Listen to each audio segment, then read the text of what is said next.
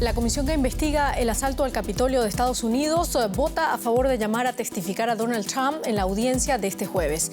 El expresidente tacha de fracaso total al comité legislativo. Con esto comenzamos. Lo saluda Silvia Cabrera desde Berlín. Titulares. La comisión selecta de la Cámara de Representantes que investiga el ataque al Capitolio de Estados Unidos del 6 de enero del 2021 votó a favor de citar al expresidente Donald Trump para que presente documentos y testimonios. La medida fue aprobada por unanimidad. El mensaje de la OTAN es claro. Habrá consecuencias severas si Rusia usa sus armas nucleares. Moscú, por su parte, advierte de que la entrada de Ucrania en la OTAN provocará una tercera guerra mundial. Controversia en México por el creciente papel del ejército. El oficialismo aprobó en el Congreso una reforma que prolonga la participación de las Fuerzas Armadas en tareas de seguridad pública. Críticos denuncian política militarista de AMLO.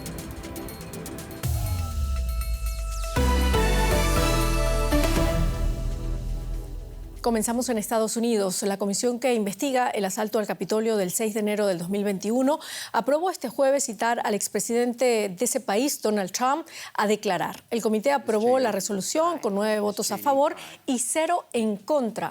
Trump, quien ha tachado como un fracaso total su citación a declarar, parece no querer dar muchos indicios de colaborar. Ha sido llamado a testificar y entregar documentos ante este panel que está recabando detalles y pruebas del papel del entonces mandatario estadounidense durante ese día cuando sus partidarios tomaron el Capitolio mientras él se negaba a reconocer que había perdido las elecciones frente a Joe Biden. Vamos de inmediato a Washington, ampliamos con José Díaz Briceño. José, la comisión que investiga el asalto al Capitolio aprobó por unanimidad citar a Donald Trump para que declare. ¿Qué puede pasar? ¿Veremos a Donald Trump subir al estrado?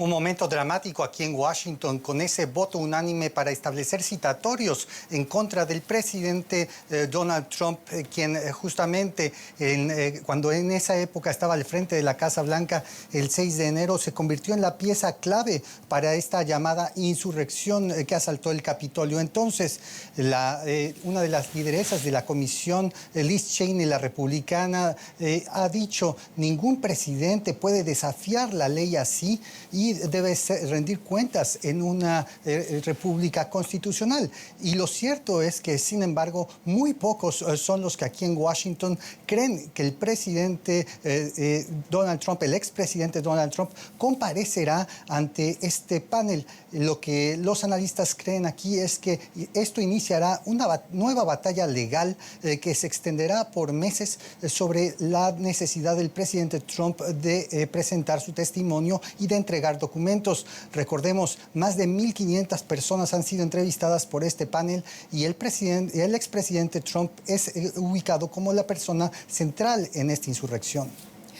Bueno, José, esta última sesión de la Comisión de Investigación se ha celebrado a menos de 4 semanas de las elecciones legislativas del 8 de noviembre. ¿Cómo va a afectar esta decisión de citar a Trump esos comicios? ¿Perjudicará al Partido Republicano? En principio, los temas que están moviendo la aguja en la elección de medio término legislativa aquí en Estados Unidos son los temas económicos y está programado, al menos de acuerdo con las encuestas de hasta el momento, que los republicanos tomen control de la Cámara Baja. Esto obviamente podría verse como una estrategia del Partido Demócrata para presentar el extremismo al que pueden llegar algunos elementos de los republicanos para intentar conectar con los votantes. Y sin embargo hay un efecto directo que sí tendría una victoria republicana en la Cámara Baja sobre las investigaciones de la comisión. La comisión, si los republicanos toman control, desaparecería y sus actividades pues se espera que terminen en algún momento de diciembre con un reporte donde estaría incluido toda la historia de estos testimonios de todas las personas que colaboraron en su trabajo. Muchísimas gracias, José Díaz Briceño, desde Washington. Bueno, y seguimos en Estados Unidos, pero en la economía, Juliana González. Así es, Silvia, es que más que este tema de Donald Trump, la inflación puede ser el gran dolor de cabeza de los demócratas en las elecciones de medio término. Los datos de índices del precio al consumidor en Estados Unidos publicados este jueves mostraron un dato decepcionante. La inflación general se ubica en un 8,2% para septiembre, una tasa alta al igual que la del índice subyacente del 6,6%, es decir, esa inflación que excluye la energía y los alimentos sin procesar y que registra su peor dato en los últimos 40 años. Las recientes alzas de los tipos de interés por parte de la Fed no han dado aún frutos para enfriar la economía y reducir la inflación hasta la meta del 2%.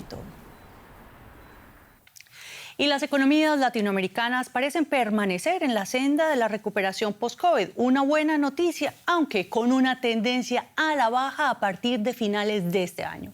Así lo advierte el Fondo Monetario Internacional en su último informe sobre las perspectivas económicas de la región. En concreto, Latinoamérica y el Caribe crecerán un 3,5% en 2022, una cifra mayor a la prevista por el organismo gracias a factores como los altos precios de las materias primas, remesas y financiamiento favorable. Pero para el próximo año el fondo prevé un crecimiento del PIB de apenas 1,7%. La alta inflación es otra de las preocupaciones, mientras que el organismo pronostica que en Estados Unidos el índice de precios tiende a la baja. En la región de Latinoamérica y el Caribe se pronostica una inflación persistente. Y América Latina crece, pero la inflación y el encarecimiento crediticio auguran un 2023 accidentado. Y para profundizar en este diagnóstico hemos invitado a Ian Goldfein, director del Departamento del Hemisferio Occidental del Fondo Monetario Internacional. Muchas gracias, señor Goldfein, por estar con DW Noticias. Bueno, yo que agradezco, es una honra. Empecemos con la buena noticia, señor Goldfein. Una mejora de las perspectivas de crecimiento para este turbulento 2022, gracias, sobre todo, lo decíamos, a los elevados precios de materias primas. Dado que esto va a dar un vuelco, ¿se está aprovechando el boom de los commodities en la región? Bueno, el crecimiento está ahí y en buena parte es el aumento de las commodities, pero también es la economía doméstica, con la salida de la pandemia, la gente más libre, trabajando más. Hay parte de la región que recibe más turistas, recibe más remesas. Pero sí, es verdad que las commodities subieron y eso ha ayudado a los países a crecer más. Claro, pero no sabemos hasta qué punto esto le sirve como un colchón para lo que se avecina, ¿verdad? El colchón lo tienen cuando acumulan reservas, cuando los bancos centrales actúan para que luego la inflación empiece a bajar, cuando no tienes deudas en moneda fuerte, cuando tu déficit de cuenta corriente no es muy grande, esas son las reservas, digamos, la forma de prevenir lo que viene por adelante.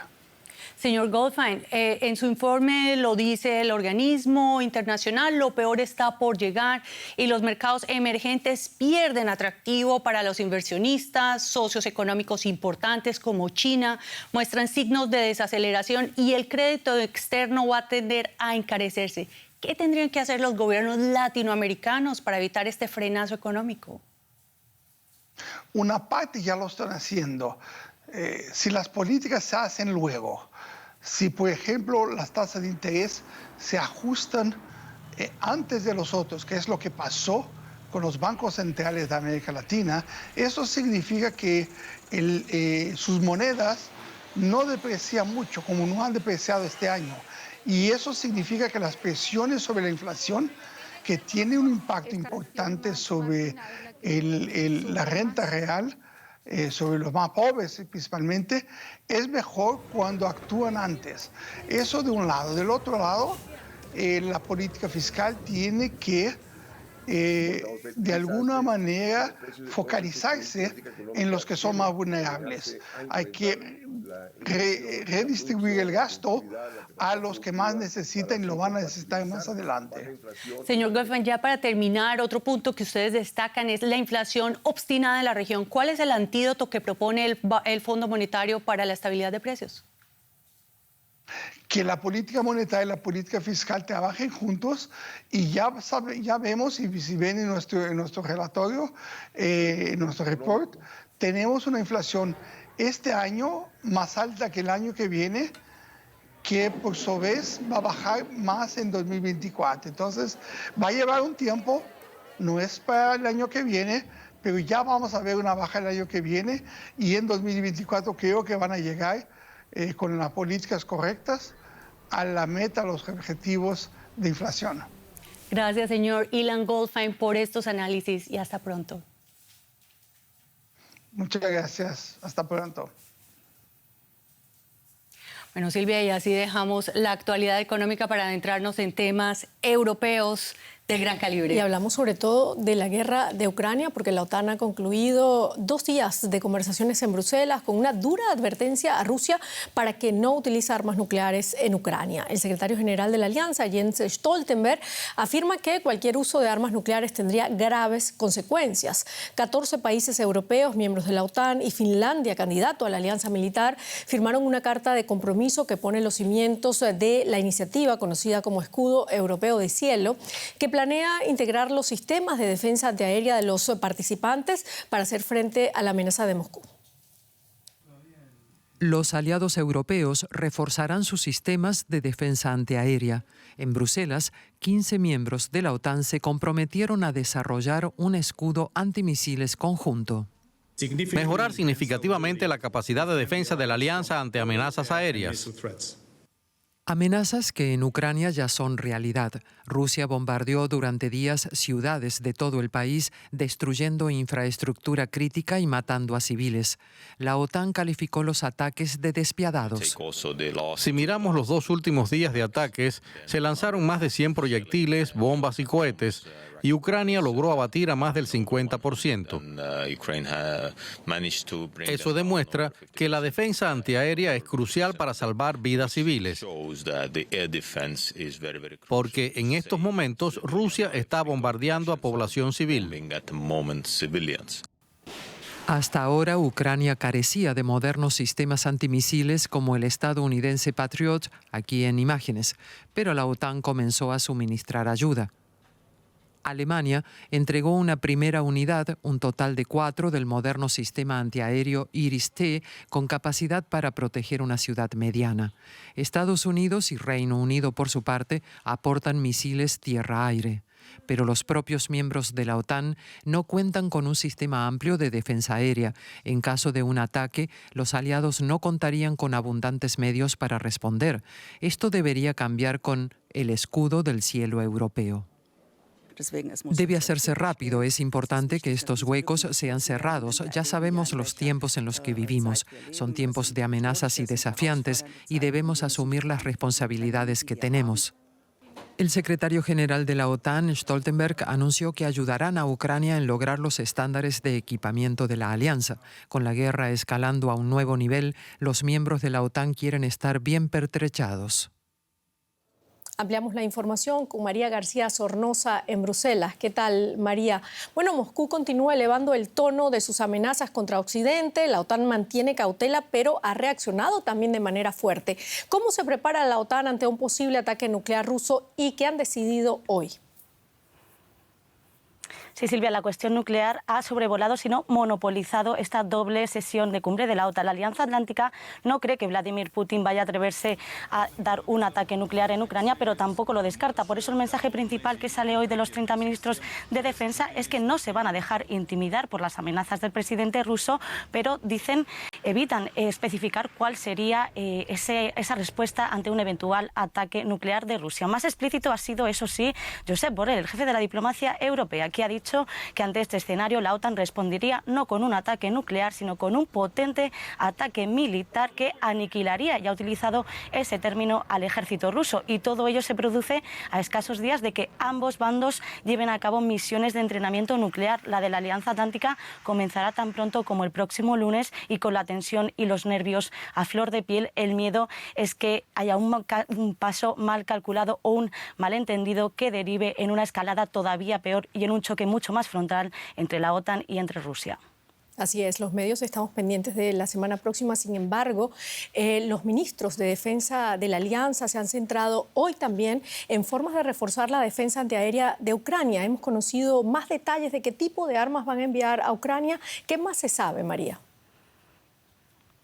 Sí, es más apoyo militar a Ucrania y también más protección de los cielos, tanto europeo como ucraniano. Es el doble mensaje, las grandes decisiones que se han tomado en esta cumbre de la OTAN. Los aliados creen y quieren que Ucrania está en un buen momentum sobre el terreno, que está ganando terreno en el sur y en el este, ante lo que consideran un momento de debilidad de Vladimir Putin, pero también conocen que el invierno, donde Rusia se crece y es muy fuerte, va a ser muy duro. Por eso han acordado seguir enviando todo tipo de material bélico, de todos los tipos, carros de combate, munición, combustible y, muy importante, antidrones, que dicen son capaces de derribar esos problemáticos drones producidos en Irán. Además, Alemania, Estados Unidos y España han anunciado nuevas entregas de sistemas de defensa antiaéreos. Por último, Alemania también ha liderado una coalición de 15 países para proteger y blindar los cielos europeos, porque la guerra en esta nueva fase, en estos casi 8 meses, se está trasladando a los cielos y, de hecho, el gran objetivo de esta cumbre de la OTAN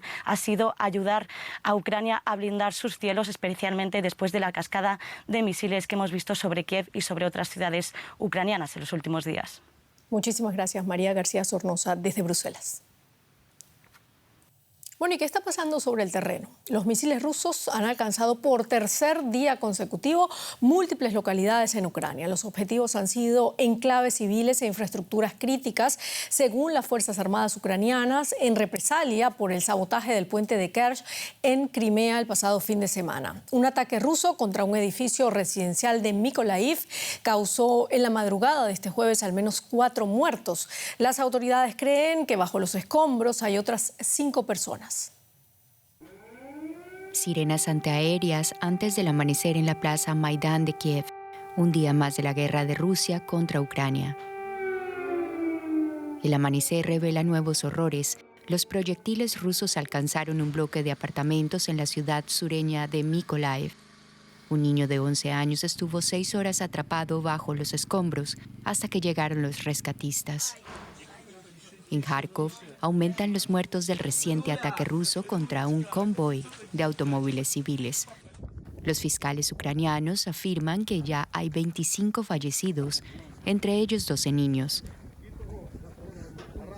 Aseguran además que una pasajera de 75 años se arrastró casi 200 metros buscando ayuda antes de fallecer por sus heridas.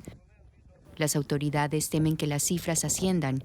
Restos de cuerpos se están enviando para analizar su ADN e identificar a todos los fallecidos. En la retomada región de Jersón, los supervivientes ucranianos cuentan ahora lo que han sufrido. Esto es un desastre. Llevo un mes llorando. Todavía estoy conmocionada. Lo he perdido todo. Ahora con 72 años me quedé sin nada. Toda mi ropa está aquí, todo. Ancianos y discapacitados ucranianos tienen que empezar de cero. En la ciudad occidental de Khmelnytsky, personal humanitario acoge a estos nuevos refugiados, expulsados de sus hogares por los recientes ataques en Zaporilla. El presidente ucraniano Volodymyr Zelensky insistió de nuevo en que perseguirán a los responsables del sufrimiento ucraniano. Nuestros servicios especiales de inteligencia y policiales están averiguando todos los detalles sobre estos y otros ataques rusos. Ningún terrorista ruso podrá esconderse de la justicia. Reconoceremos todos los nombres y todos los detalles. Ucrania llevará ante la justicia a todos los asesinos y ejecutores rusos, desde los comandantes hasta los soldados rasos que cumplieron órdenes criminales. Los ucranianos siguen resistiendo y la guerra continúa. Y mientras tanto, en Berlín, en el marco de una jornada sobre gobernanza progresista, el canciller alemán Olaf Scholz ha vuelto a pronunciarse contra la guerra. En sus declaraciones describió lo que califica los mayores objetivos rusos al atacar a Ucrania. Vladimir Putin y sus colaboradores han dejado una cosa muy clara. Esta guerra no es solo por Ucrania.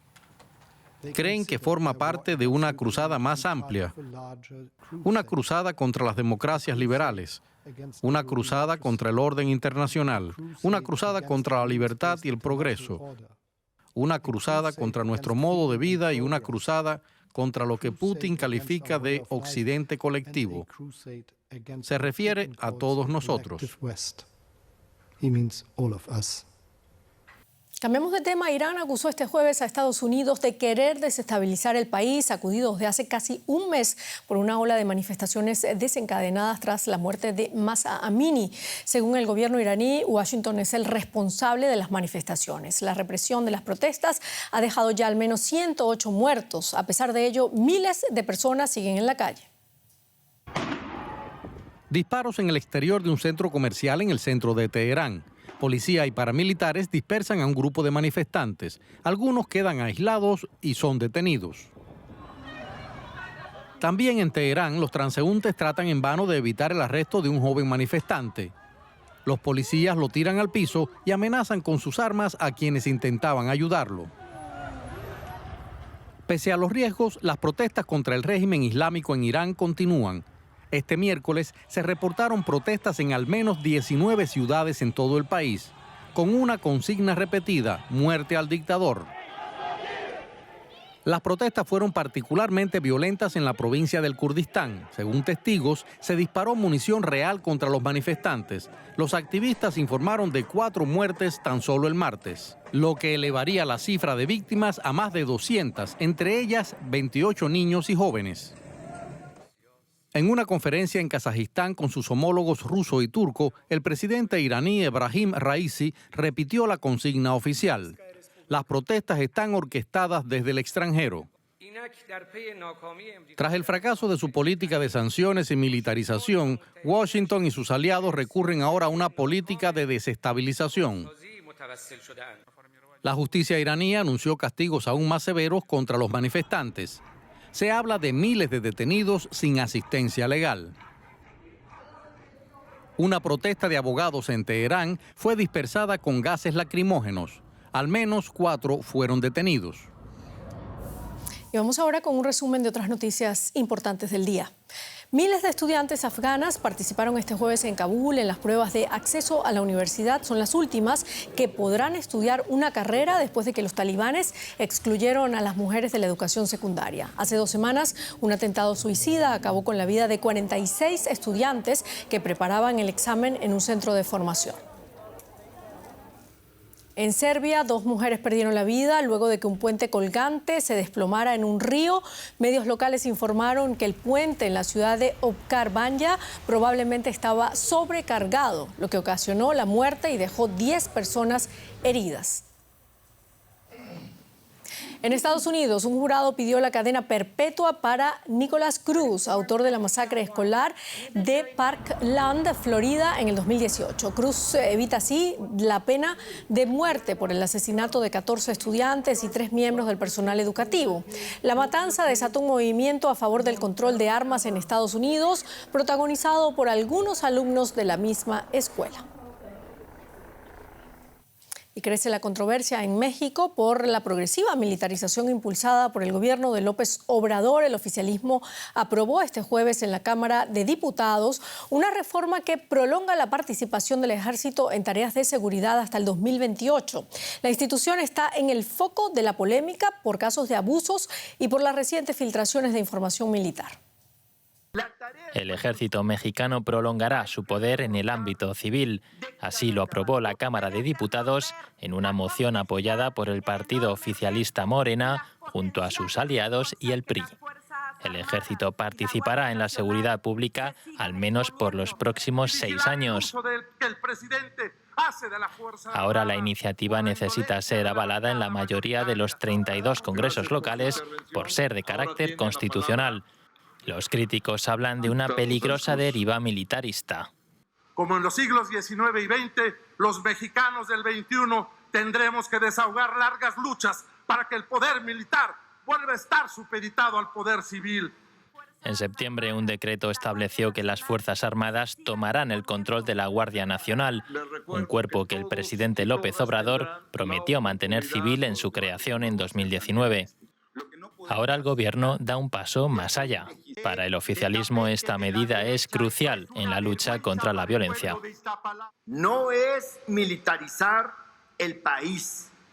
Se trata de entender la problemática de inseguridad que existe en el territorio nacional.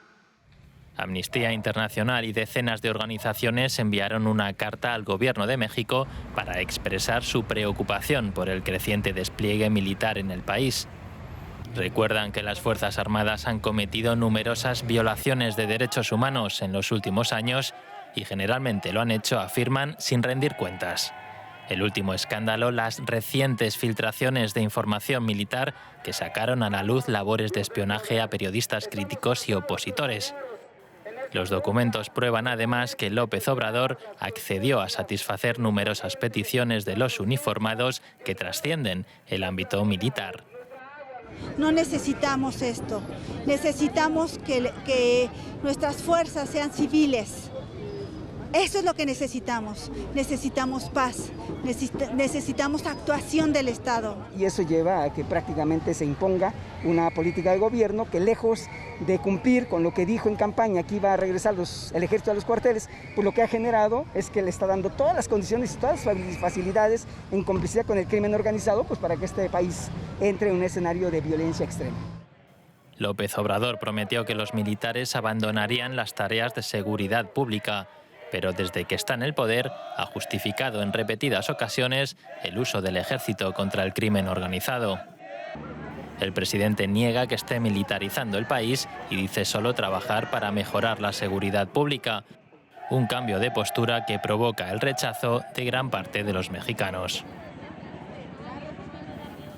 Y este 13 de octubre se cumplen 50 años de una tragedia que se convirtió en milagro. En el año 1972, un avión de la Fuerza Aérea Uruguaya salió desde Montevideo con 45 pasajeros. La mayoría de ellos eran miembros de un equipo de rugby que tenía previsto jugar un partido en Santiago de Chile. Sin embargo, la nave se estrelló en la cordillera entre Argentina y Chile a 3.500 metros de altura. 29 personas murieron en el accidente y en los días siguientes. Para los restantes 16 comenzó una odisea de sobrevivencia, casi sin alimentos y con gélidas temperaturas. Para mantenerse con vida, incluso se vieron obligados a ingerir la carne de sus compañeros muertos. Después, semanas de espera, 2 de ellos salieron en busca de ayuda y tras 10 días se encontraron con un arriero chileno. El 22 de diciembre y tras pasar 72 días en la cordillera, fueron rescatados.